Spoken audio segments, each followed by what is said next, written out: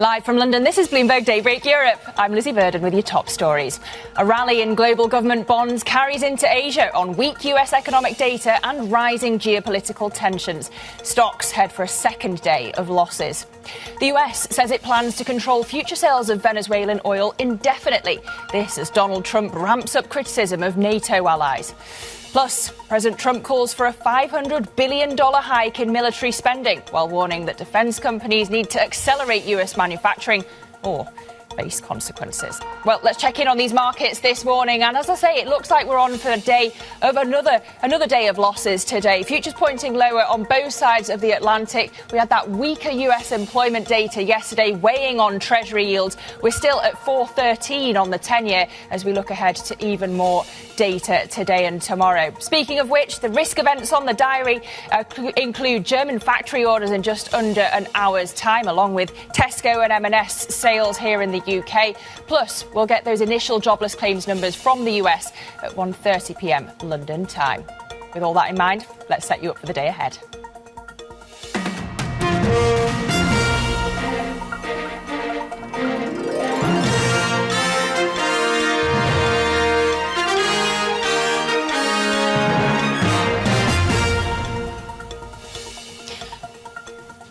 We begin with our top story. Oil moving higher this morning after the Trump administration said that it plans to control future sales of Venezuelan crude and hold the proceeds in US accounts. The statement from Energy Secretary Chris Wright is the clearest statement yet on Washington's strategy to control most of Venezuela's most valuable resource. Well, for more, Bloomberg's Rosalind Matheson joins me now. Ros, what more do we know about the US plan to control Venezuelan oil sales and really how much it's going to affect the market?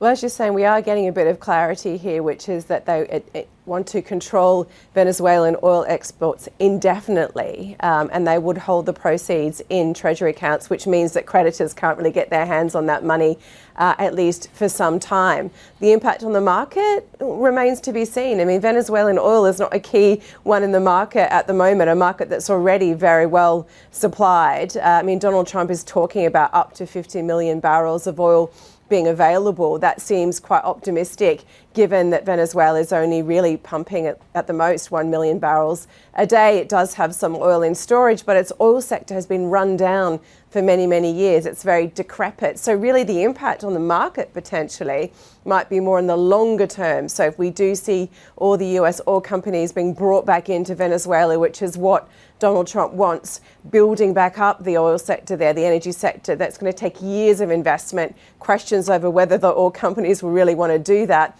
before we see perhaps Venezuela back to what it was some years ago in terms of a participant in the global oil market. But certainly a sense from the US that they see this as a very long-term play, that they want to really have US control of Venezuela's oil sector for many, many years to come.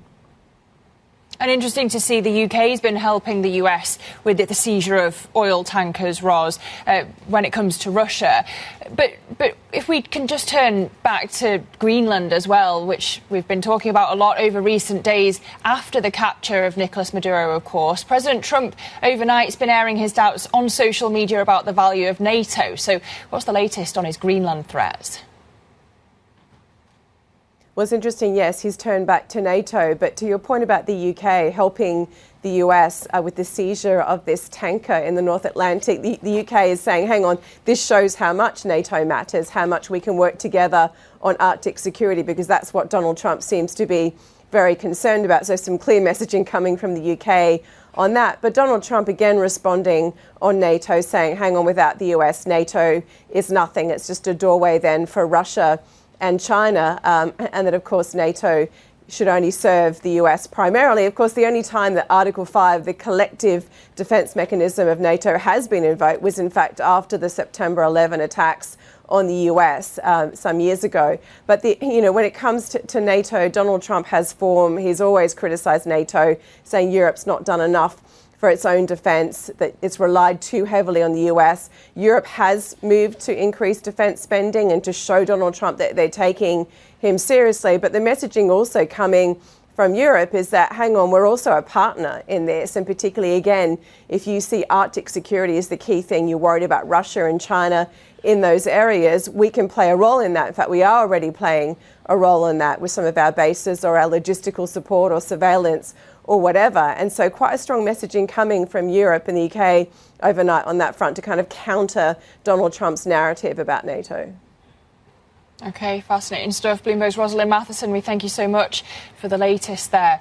Now, let's get to the market that's already trading, and that, of course, is Asia. Winnie Xu joins us now for an update from Hong Kong. Winnie, what's catching your eye? Yeah, morning, Lizzie. We're seeing that Asian stocks taking a bit of a breather today after a very strong start of the year. And leading losses here today, you can see, are the stocks in Hong Kong and also in Japan. Both benchmarks down more than 1% with that escalating tensions going on between China and Japan. Kospi here fluctuating quite a bit. Earlier was up a bit more after Samsung had that quarterly earnings that beat analysts' expectations with profits tripling and to a record high, supported by these price hikes for its memory chips. And you're seeing a bit of a profit take here, especially as how the stocks have really had a really strong run ahead of the earnings. Now, flip the board and take a look at how that tension between China and Japan are affecting stocks here. As you can see, for the latest development, we're hearing that China has launched an anti-dumping probe into Japan's key chip-making materials. And hence, you're seeing that Japanese makers here taking a big hit here, with Shin-Etsu and Resonac both down about 3 to 4%. On the other hand, you're seeing that the Chinese makers are actually gaining with expectations that they're going to have more market shares going forward. Now, flip the board and take a look at another key sector that we're watching, which is the Asia defense sector. It's following gains in the U.S. overnight after President Trump said that he is looking to increase military budget for the U.S. And hence you're seeing that some tailwinds here for these stocks across the region. But specifically for China, we're also hearing that analysts say that this is actually going to encourage more military investment for Chinese defense sector. Back to you, Lizzie. Winnie, thank you so much. That's Winnie Xu in Hong Kong. And I want to stay on that defence theme because President Trump has demanded a more than 50% increase in the US military budget to $1.5 trillion. He's also threatened defence companies over their shareholder payouts. Let's get more now with Bloomberg's John Herskovitz in Tokyo. John, what would pay for this increase in defence spending? Surely not tariffs, and surely this goes against the administration's efforts to slash spending at the Pentagon. Yeah, that's a great question, because the text didn't specify a funding source for the proposed income.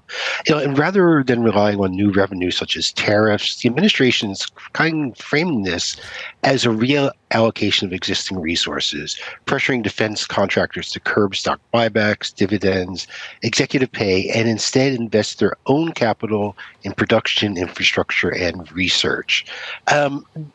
Trying to dictate the ways of operation of private companies is not something that private companies want to hear, and whether they'll follow it's another matter. But Trump is arguing that major defense contractors are prioritizing shareholder returns over national security. They're using buybacks and dividends instead of investing in plants, equipment, production capacity, and weapons development. So he sees this as slowing output and hurting military readiness. Whether the companies actually do that is another matter. And it's a big number, but the actual funding, the devil is in the details. And on another policy, John, we've seen shares of home builders tumbling stateside after Trump announced this ban on institutional investors from buying single-family homes. Tell us more. Yeah, shares fell because investors feared that this proposed ban on institutional buyers would disrupt housing demand and market liquidity, creating uncertainty for builders, rental home operators, and other parts of the industry. Following Trump's comments, the S&P 1500 home building index, I think, dropped nearly about 2.6%. And even though institutional investors only own a small share of the single-family homes, the announcement rattled the market. It raised the risk of policy intervention in the housing sector. Now, we had some Democrats have been pushing for this, but one of the most prominent ones is Senator Elizabeth Warren. She's skeptical. She says that the evidence shows that Trump isn't serious about lowering housing costs. And economists say the text argues that affordability is mainly a supply problem, and institutional investors only own a small share of single-family homes.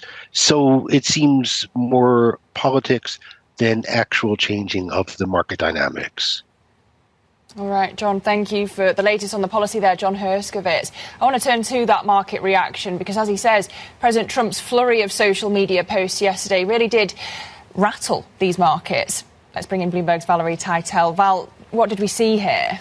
Look, we are seeing equity markets pull back from all-time highs, and we're continuing to see them retrace in the futures picture. As at the moment, we have the Nasdaq 100 down nearly 0.6% to start this morning's early London trade. Maybe this is early signs that all of this geopolitical angst is starting to worry broader risk sentiment. I mean, Trump threatening to increase the defense budget by 50%. I think the market is just taking that as these geopolitical concerns aren't going to be receding anytime in 2026. I mean, defense stocks, this whole geopolitical issue could really be the key theme for this year. And that's maybe not something that risk sentiment can take in its stride at the moment. Perhaps the other reason is we're just awaiting some more fresh catalysts. There really wasn't a clear signal from the eco data yesterday. We did have a lot. We had JOLTS and ADP on the labor market, not showing very much of a clear picture, but we did get a strong picture from the ISM services reading. I want to take you through that, Lizzie. It did expand for a third straight month in December. The headline reading surged to the fastest expansion now we've seen in a year for the U.S. services economy. New orders were also the highest in a year, and the gauge of the unemployment rose. And that's the first time we've seen the employment subindex in expansion since May 2025. So it was a good hint from ISM services. But again, the data taken together was quite muddled. The market didn't really know what to do with it. We have been seeing a pretty decent global fixed income rally. Whether that was the data or around this bond issuance is really yet to be told. Global bond issuance normally comes out the gate very strong in January. This year is really sticking true to that. It's so far the busiest 7 days of issuance to start the year that we've ever seen. Debt issuance is going to be a big theme this year, Lizzie, because we're seeing it both from corporates to build out this global AI infrastructure and from sovereigns who are boosting their fiscal budget. So again, that pressure on global bond markets. It does seem to be, though, that the global fixed income market is taking all this issuance in stride. Yesterday, there was actually a pretty decent rally in European fixed income, even though we saw the busiest day on record for issuance here in Europe. 57 billion euros was issued yesterday into the European bond market, but absorbed it quite well. All right, Valerie Teitel, thank you so much for taking us through all of those themes in markets. Coming up, we'll focus on tech. The South Korean tech giant Samsung reporting record high profit fueled by global AI demand. We'll break down the numbers next. This is Bloomberg.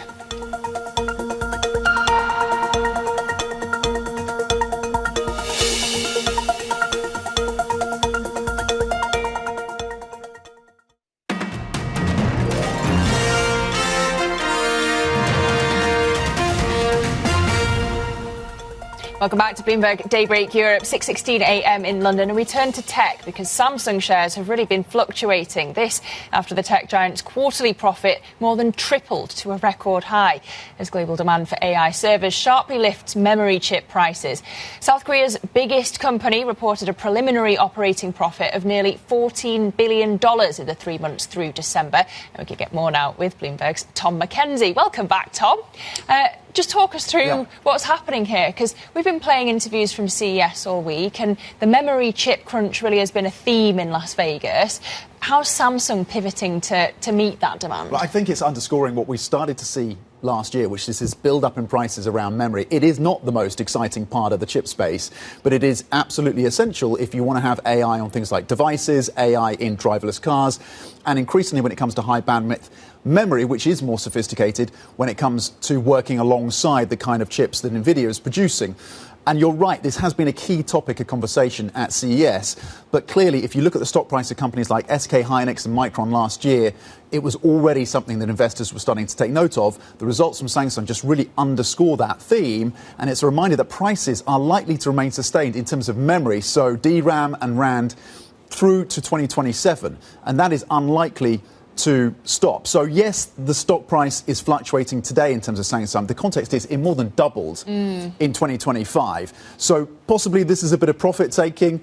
Again, 20 to 30% is what is seen in terms of the analysts, in terms of the upper prices of some of these memory components for Samsung. And again, that kind of dynamic is not expected to be washed out anytime soon. Yeah, we're nowhere near the peak, really, what analysts are saying. So who are the other players we should be watching in this space? It is names like SK Hynix, also, of course, a key competitor to Samsung. Really stole a march, in fact, in terms of the high bandwidth memory part of the semiconductor space, part of the memory space that goes alongside, for example, the Blackwell GPUs. And they hope the Vera Rubin, that is the next iteration that will come through from NVIDIA in the second half of this year. They've yet to get final approval.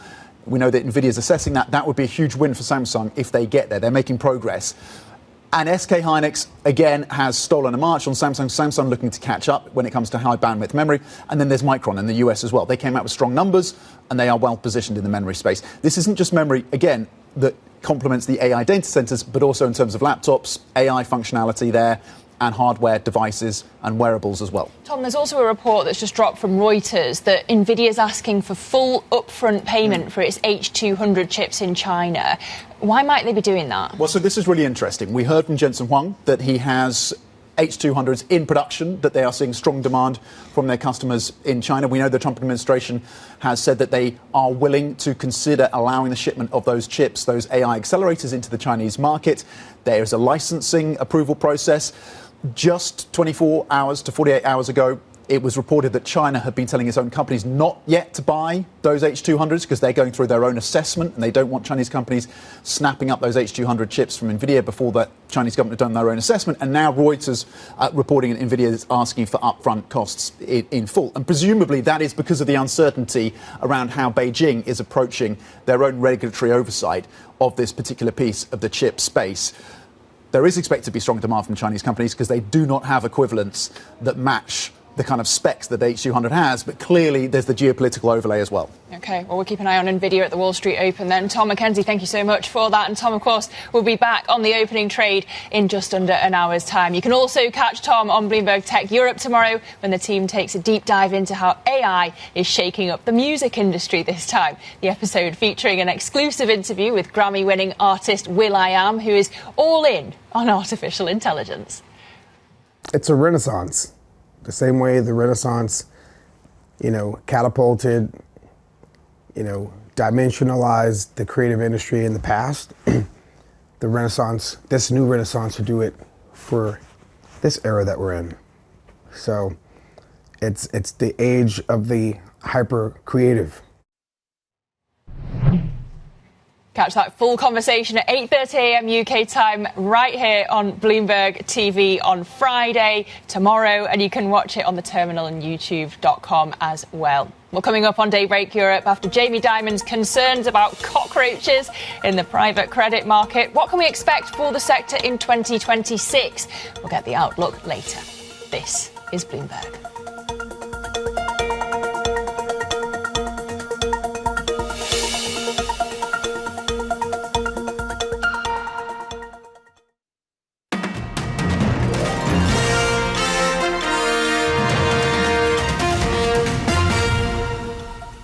Welcome back to Bloomberg Daybreak Europe. Now, returning to geopolitics, Eurasia Group founder Ian Bremmer has weighed in on what President Trump's ousting of Nicolas Maduro in Venezuela means not only for the future of Greenland, but what it could mean for Russia, China, and the transatlantic alliance. He's been speaking to Bloomberg's Francine Lacroix. It means a lot more for allies than it means for adversaries. For adversaries, the Russians did not need the United States to invade Venezuela to make them understand that they don't like the existing international order and they want it to be more of the law of the jungle. Russia's problem is they can't execute on that. If Russia had the military capacity to pull off anything close to what the United States did over the last weekend in Venezuela, you and I would be having a very different conversation about the state of Europe right now, right? That it'd be a radical problem for the frontline Europeans, and more than that. But they couldn't do it, and that's the issue. The fact is that they may be stronger than the Ukrainians in taking territory there, but they're weaker than lots of other folks. And globally, the Russians are losing influence. At the end of the day, it's not like Trump was asking the Russians if they were going to do anything in response to the Americans hitting their ally, Venezuela. China, too. There was a China delegation in Caracas that had just met with Maduro the day before, a high-level delegation. Trump didn't give them any notice that the bombs were coming in. And the Chinese public response was that they were shocked. Well, of course they were shocked, because the Americans don't care about how the Chinese feel about what happens in America's backyard. Now, the Chinese, of course, feel the same way about their backyard. Again, it's a question of how capable they are to impose those outcomes. What's stopping them from taking Taiwan, which they consider to be a matter of domestic policy, has been how well defended Taiwan is and whether or not Taiwan will continue to be well defended if America does or doesn't care about it. But if you're Vladimir Putin now, would you not feel threatened after what happened to Nicolas Maduro? Putin has played with Trump toe-to-toe for a year now, and he has given Trump absolutely no quarter on a ceasefire. And he has seen that the response from the United States is that they're going to press Ukraine a lot harder than Russia. Why? Because Ukraine is a lot weaker. They're much more likely to capitulate. And Trump doesn't care about the conditions of a ceasefire. He just wants it to happen, and he wants credit for it. So if you're Putin, I think you feel like this is a time of maximum vulnerability for the transatlantic alliance, maximum vulnerability for the frontline European states.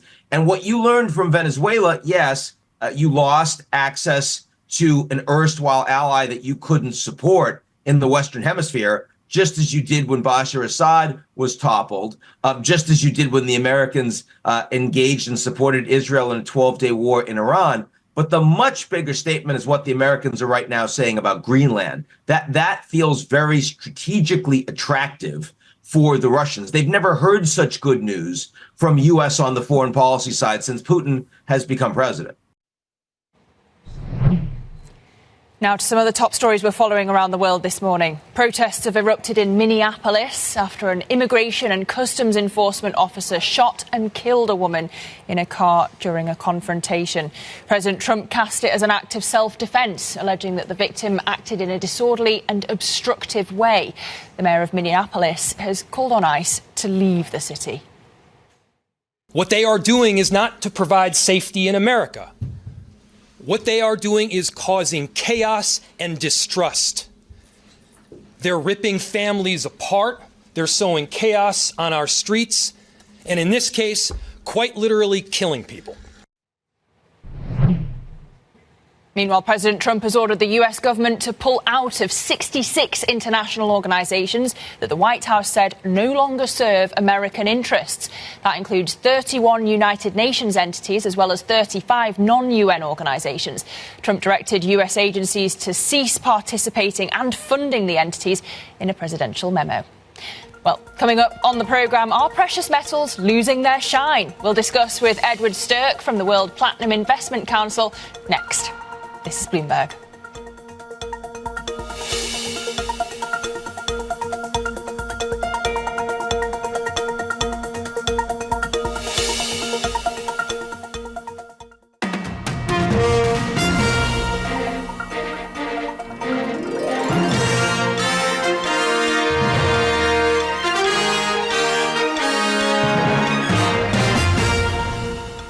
Live from London, this is Bloomberg Daybreak Europe. I'm Lizzie Burden with your top stories. A rally in global government bonds carries into Asia on weak US economic data and rising geopolitical tensions. Stocks head for a second day of losses. The US says it plans to control future sales of Venezuelan oil indefinitely. This as Donald Trump ramps up criticism of NATO allies.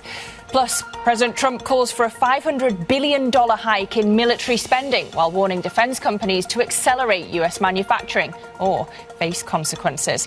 A very good morning if you are just joining us. It's 6:30 a.m. here in London and your markets look like this. We're on for a second day of losses in the equity market. Futures pointing lower on both sides of the Atlantic. Nasdaq futures actually down by even more. And if you look over to gold on the far right there, down for a second day here. Of course, yes, last year was the best year for gold since 1979 in terms of the rally there.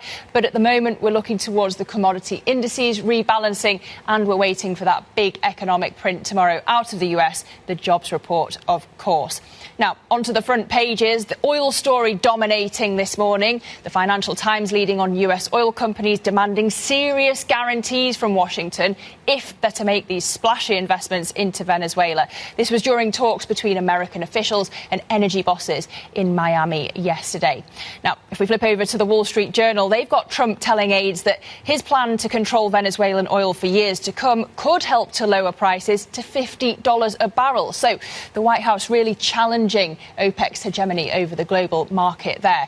And if we turn to the UK, we've got the Times as well, splashing on Britain's plans to scale up action against Russia's shadow fleet. This is after it helped the US seize an oil tanker that was bound for Russia. We've had the UK Ministry of Defence insisting that that capture was in full compliance with international law. Now, you can get a roundup of the stories you need to know to get your day going in today's edition of Daybreak. So Bloomberg Terminal subscribers can find it by going to DAYB Go.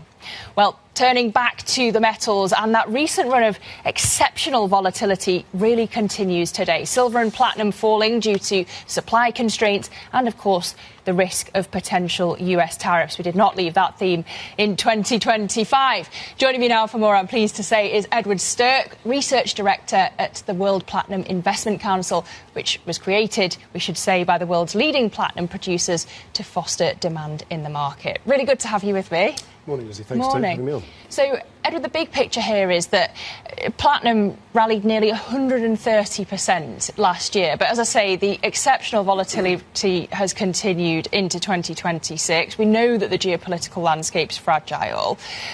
If you've got spot platinum down 7% yesterday, let's put that to one side for a moment. What's your outlook for this year? Yeah, so we don't forecast prices, but overall, I think if you look at the fundamentals for platinum, the supply-demand outlook is extremely supportive. We've got very constrained supply environment, both in terms of mine supply and also in terms of recycling supply. And then demand is pretty robust. And I think more broadly than the specific supply-demand fundamentals for the metal, you've got a sort of macroeconomic landscape that's pretty constructive overall for the precious metals complex. And to a degree, rising tide floats all ships. So I think, it's a pretty attractive situation. So these steep pullbacks kind of par for the course when it comes to the precious metals. How much of this rally that we've been seeing more broadly is actually investors looking to hedge inflation and currency depreciation with real assets? Yeah, I think that's a big part of things. I mean, for platinum specifically, like I said, you do have this very constructive underlying supply-demand dynamic that certainly if we look back to May when the price rally began was probably the main catalyst behind that. But more broadly, there is this inflation and sort of risk management side of things. If you look at gold obviously is the most monetary of the precious metals in terms of being an alternative to fiat currencies. But we see that spilling over into the other precious metals as well. And silver obviously has been very much in focus recently, as has platinum. But fundamentally, I think there is a general trend for a de-dollarization trade, a pivot towards hard assets. We've seen central banks buying gold for a number of years now. As of last year, gold holdings by central banks overtook Treasuries in value terms for the first time since the 1990s. And we've had some large asset managers talking about changing their portfolio structures away from a sort of 60-40 equity bond structure to 60-20-20.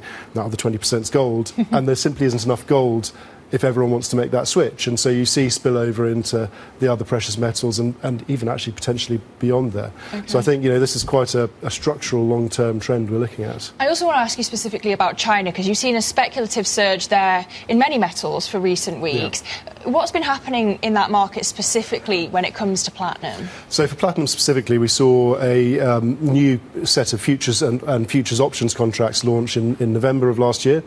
Those are hosted by the Guangzhou Futures Exchange. exchange, or the GFEX. That exchange is open to all sorts of market participants in China, and in due course will be open to international participation as well. But clearly there's been an element of speculation on that exchange in terms of price direction, and you can see the volumes are quite substantial.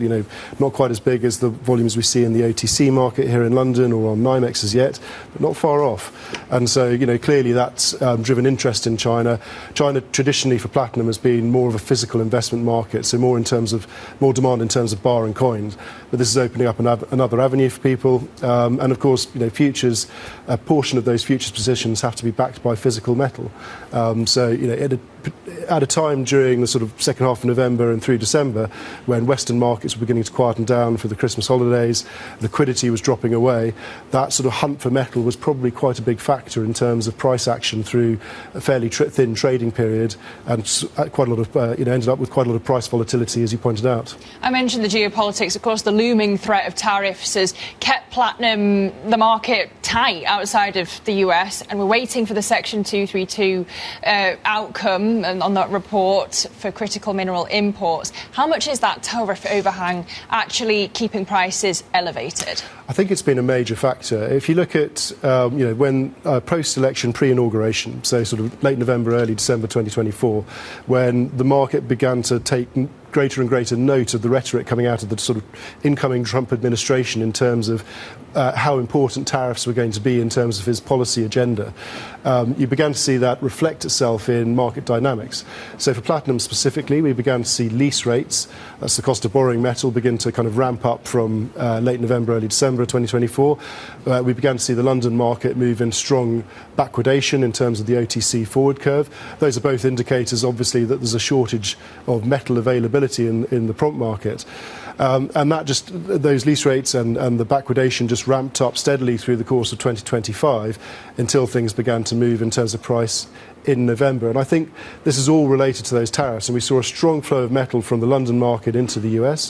The visible part of that is NYMEX or CME warehoused inventories, which increased pretty significantly last year. And that metal's remained trapped there. And it's not just in platinum, we've seen it in other commodities as well. I mean, more than 90%, to my understanding, more than 90% of above ground copper stocks are now warehoused in the US. So the US is effectively, through these tariff concerns and fears, built a domestic stockpile of critical minerals without a penny being spent from the public purse. So thinking about this year, if the Trump administration can maintain this uncertainty, they keep all those minerals locked into the US. Sounds like you're encouraging him, Edward. Or maybe it was the point of the policy. Edward Sterck, thank you so much for joining us. Research Director at the World Platinum Investment Council. Thank you. Well, in tech now, Infineon's CEO says that AI accounts now for 10% of the group's revenue. Jochen Hannebeck spoke to Bloomberg at CES on his current priorities. It's all about efficiencies, and we need to make sure that the power flow is not becoming the bottleneck for the race in terms of AI compute performance. And we are doing there very well. After tripling our revenue last year to the previous year, now we are targeting to double this revenue again this year, and this is capacity limited, not demand limited. So a really nice growth story across many products, many technologies, wide bandgap technologies, silicon technologies, modules, controllers, analog parts. So a great growth story for Infineon. And then, which partners are you focusing on in particular for this as well? Because it's obviously a build-out that requires a very large ecosystem. Yeah, absolutely. It's a very large ecosystem. And you have many of the key players, of course, here in California, but also elsewhere in the world. In Taiwan, we have key players taking care of power supply units, battery backup units. But of course, it matters a lot for us to engage here with the hyperscalers and the GPU makers. So you're talking about that expectation around revenue. I think you're looking at it to grow by more than maybe 100% this fiscal year or this financial year. But in terms of the overall revenue mix or the contribution that AI makes, how much more do you see it being a part of the business? it grows now to 10% of the group's revenue. So it really becomes relevant. It becomes visible in our top line and bottom line numbers. And I think the 10% is not the last statement. I think for the future, we will enjoy more growth because the power semiconductor bill of material in a rack is growing strongly. If you have, like in the current generation, $15,000 of power semiconductors per rack, that number will go up all the way to $100,000 per rack in 2030. So besides the number of racks, besides all the capital that is invested, we are enjoying a specific growth driver because much of the increased compute performance comes out of the fact that more power is delivered into the processors. Automotives is still a large part of the business, though. Absolutely. Yeah, and this has been a market that's had quite a few headwinds as well. What does that look like for you for this year? Yeah, it's puts and takes. On the one hand, the e-mobility is clearly in a slow growing phase. In the US, the market is very slow. In China, also things are tapering off in terms of volume. There's price competition. In Europe, there's some growth, but we can make use of the capacities which we have. Which we were used to apply for electric vehicles and dedicate them to AI. Infineon CEO speaking to Bloomberg's Annabelle Drewlers there at CES. Well, coming up, a word that I wish we'd left behind in 2025. Can we expect more cockroaches in the private credit market in 2026? We'll bring you the outlook for the year ahead next. This is Bloomberg.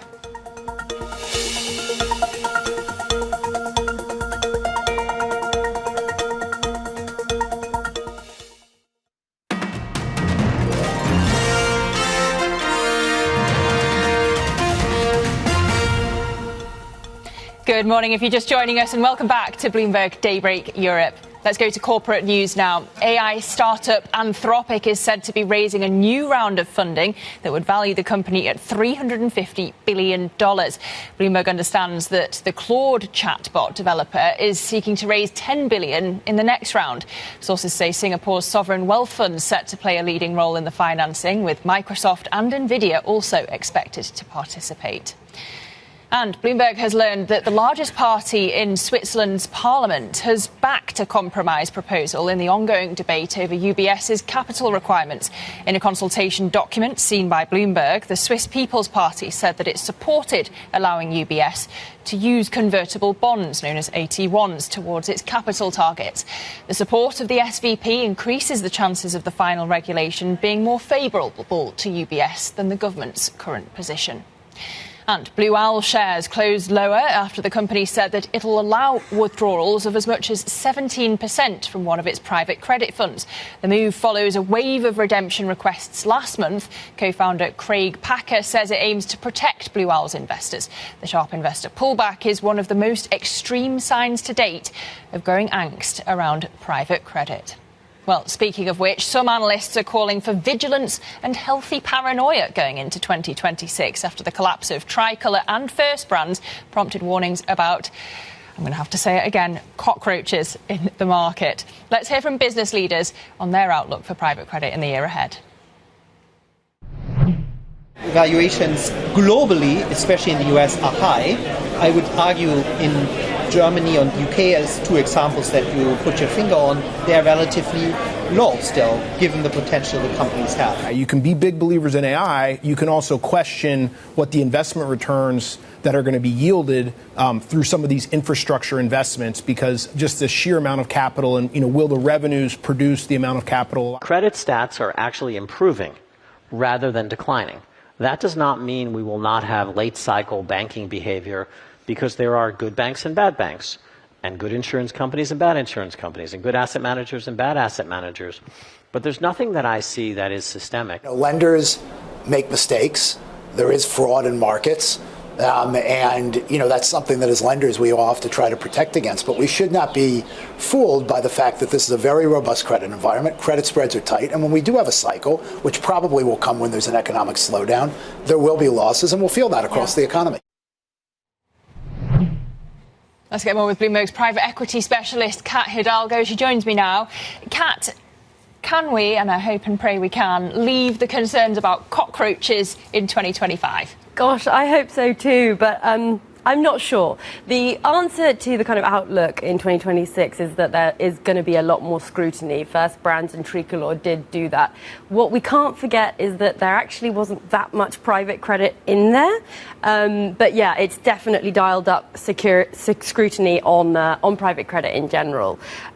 Absent a kind of massive blow-up in private credit specifically, we can expect a lot more of the same.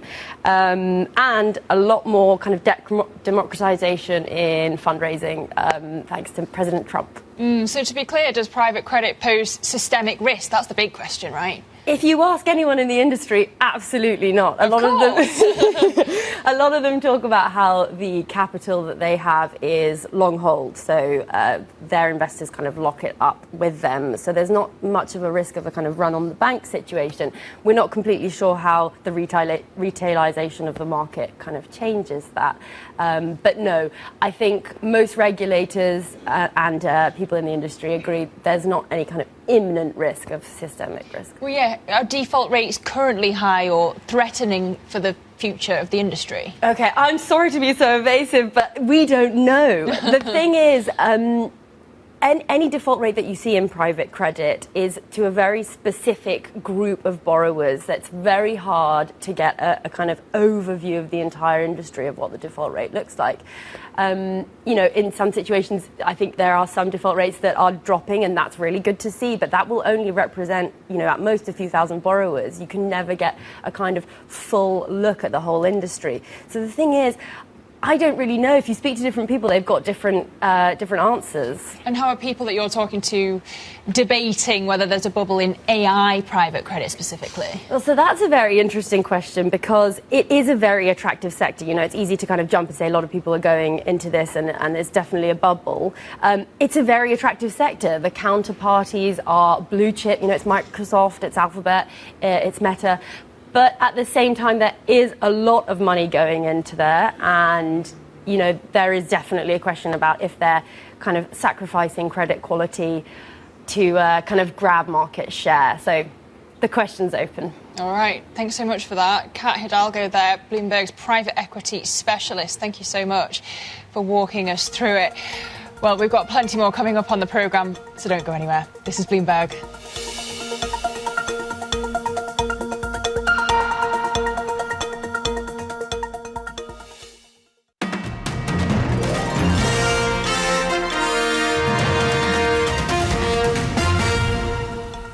The issue with Greenland has been around since 1850s, where presidents have looked at this as being a strategic location. I don't think there's any question about what's going on with Russia and China using the Arctic Pass. It's a concern for the president, and it's a concern for a lot of people. Republican lawmaker Kevin Hern speaking there. And the question of whether the US will acquire sovereignty over Greenland by the end of the year is one that's really been popular on the betting markets recently. You can see the bets ramping up. This is Kalshi. We're at 40% chance at the moment. And that really has stepped up and since the Venezuela operation, of course. But $2.4 million piled into these bets when it comes to Polymarket. And it's a very precisely worded question. You have to think about how these prediction markets are working, so a lot of that money could be lost. Now, flip over because we've got a great map here showing just how strategic the location of Greenland actually is, situated, as you can see, between the United States and Denmark. But of course, it's rich when it comes to metals and minerals. Interestingly, though, they had a law in 2021 saying that there's a restriction on mining rare earths if uranium is a byproduct.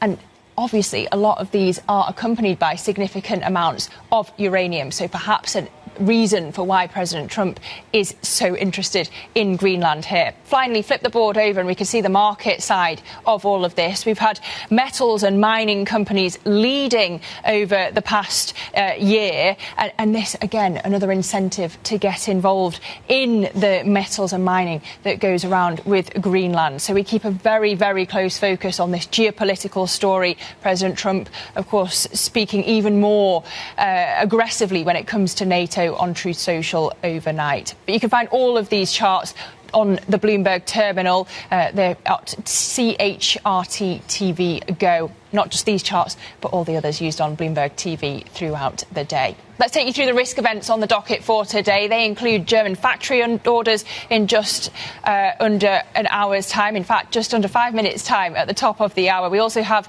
Tesco and M&S sales here in the UK and a raft of economic data out of the US, continuing with the US initial jobless claims numbers at 1:30 p.m. London time. Let's check in on the futures picture as well.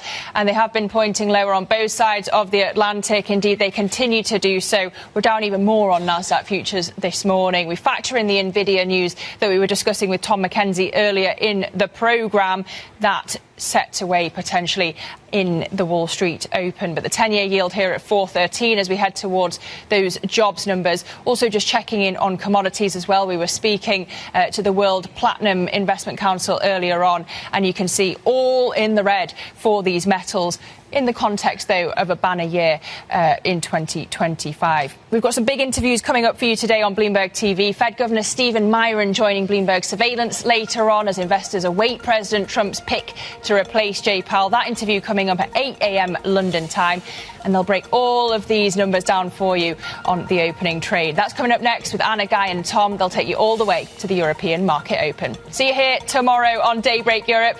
This is Bloomberg. Good morning.